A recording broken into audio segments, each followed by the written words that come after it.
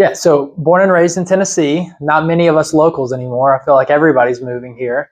Everybody's transplants, but born and raised in Clarksville, so just north of here. After being in Clarksville, I moved to Nashville for law school. So I've been here for probably about 15 years now. It's where I met my wife. Went to law school at the Nashville School of Law. I graduated there in 2012. Have an 8-year-old son, a 4-year-old daughter, and live here in Franklin now. And apparently some people just don't like to discuss this or plan for it or something. The hardest thing about this I have found is just getting around to it. Exactly right. I think they say 70% of the population die with zero planning done at all. And I think if people understood the consequences of not planning, they'd be much more motivated to plan. But yeah, people put it off, that's for sure. What happens if I don't have an estate plan? You've given up control. I always kind of tell people estate planning is you keeping control by giving what you have to who you want to in the most cost-effective and timely manner. Now, if I've given up that control, someone else is going to decide that for me. And oftentimes it's the state of Tennessee or whatever state you live in. And so, for example, we'll give an example there. If you die without even a simple will in place, we have laws that are called intestacy laws that govern who gets what, how they get it, and when they get it. If you're a married couple and you have 2 children and the first spouse passes, our laws say that the surviving spouse will take a child share. So they will take a third, each child will take a third. That's probably not what you want. Most people want everything to go to their spouse and then to their kids. So there's definitely consequences. Probate court takes 8 to 12 months in Tennessee? It can. So, yeah, and there's common misconceptions. People think if I have a will, I don't have to go through probate.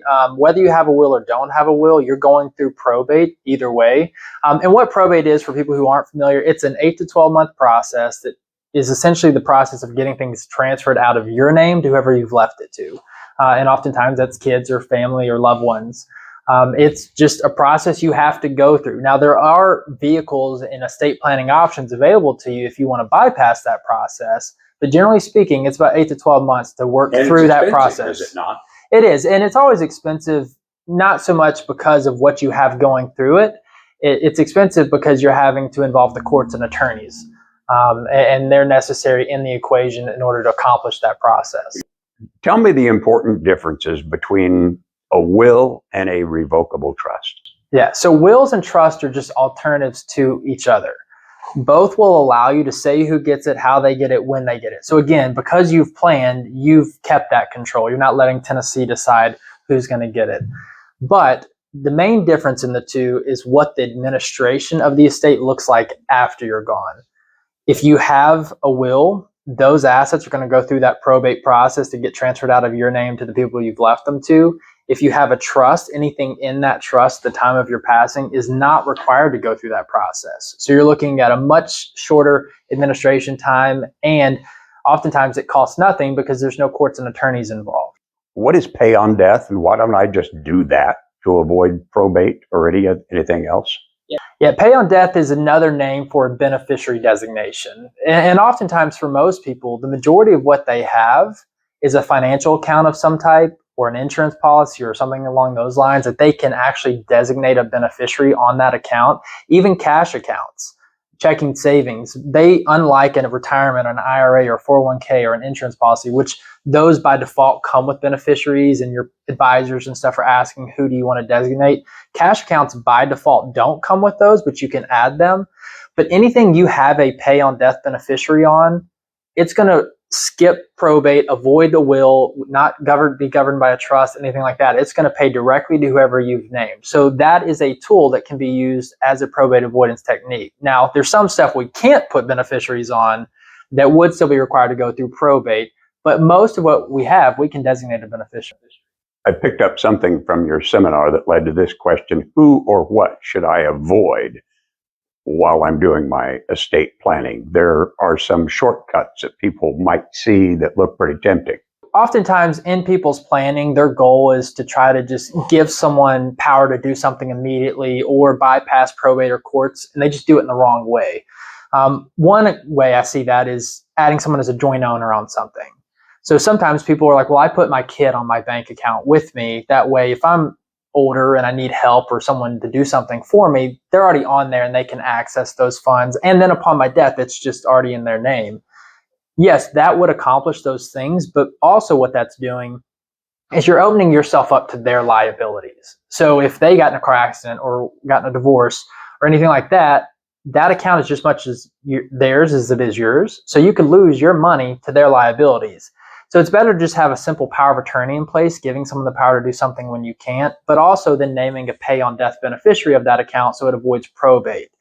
The other thing I see is some people are like, well, I want my house to avoid probate, but I can't put a beneficiary on a house. So I'm just going to go ahead and put the house in my son or daughter's name. They'll let me live there. And then when I pass, it doesn't have to go through the courts. Yes, again, that would accomplish that. But there's two things that are wrong with that. One is you're giving up that control. You may have a great relationship with your child now, but 10 years from now, what would that look like? Or if your child predeceases you and you're fighting an in-law because they're seeing dollar signs because they want to kick you to the curb and sell the house.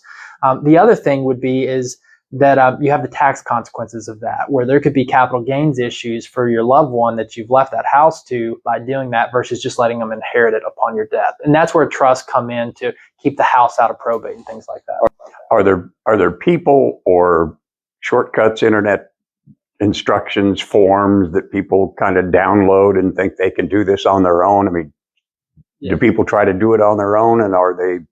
You definitely see that more with wills than trust. But I'd say the majority of the online forms and wills that I review don't meet our technical requirements in Tennessee as far as being a valid will. And if it doesn't, the very first thing the court is going to do in the probate process is toss it, and it's like you died without one, and those intestacy laws govern.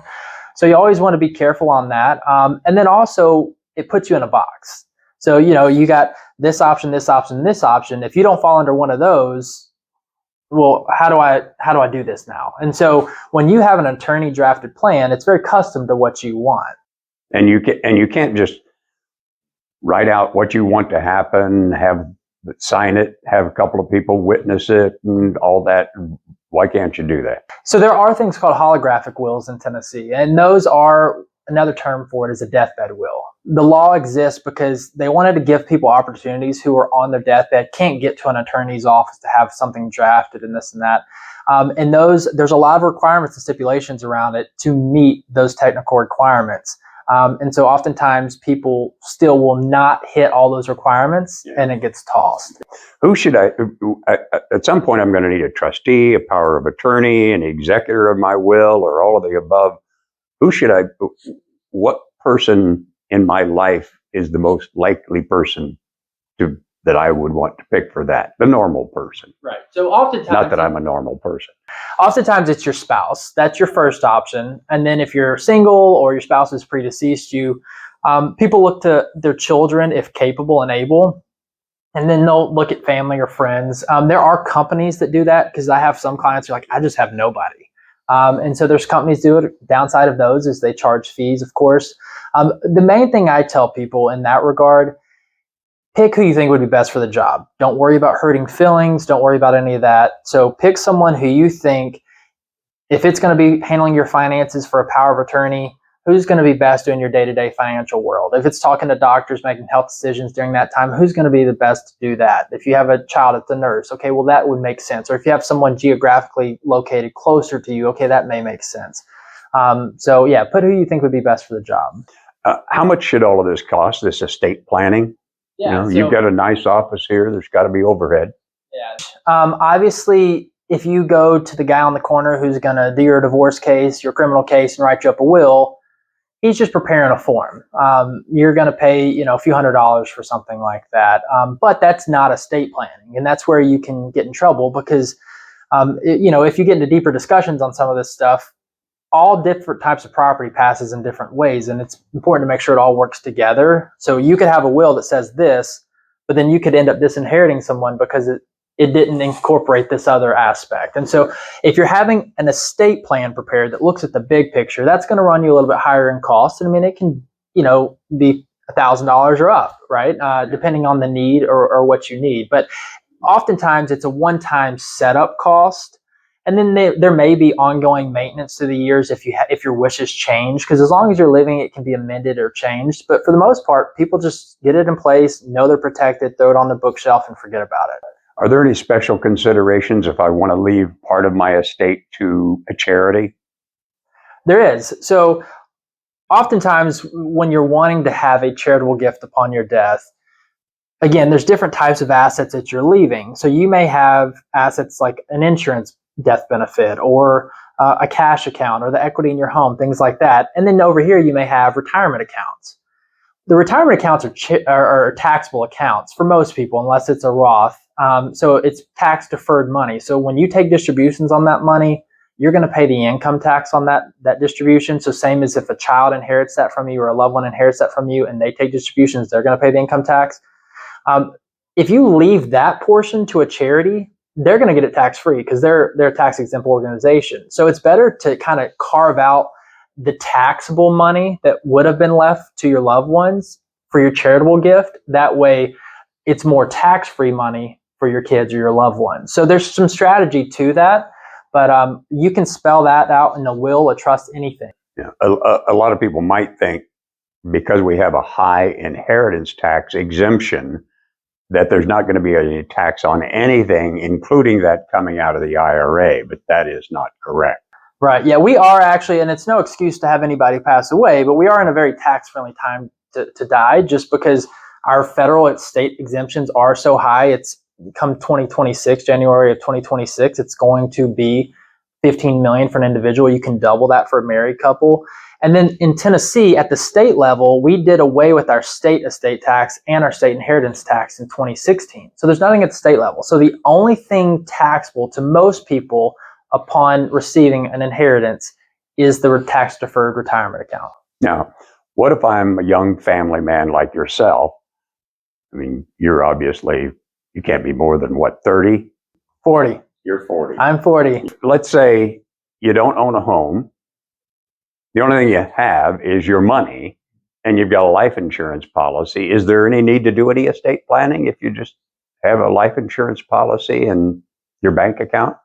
You know, if you're a young family and you, let's say you don't own a home in your example, but you got kids. Yeah. Well, you want to be able to say where those kids can go. Who would be the guardians over those? If you haven't even a simple will in place where you've designated guardians and things of that nature. Wouldn't it naturally be your spouse if you were married?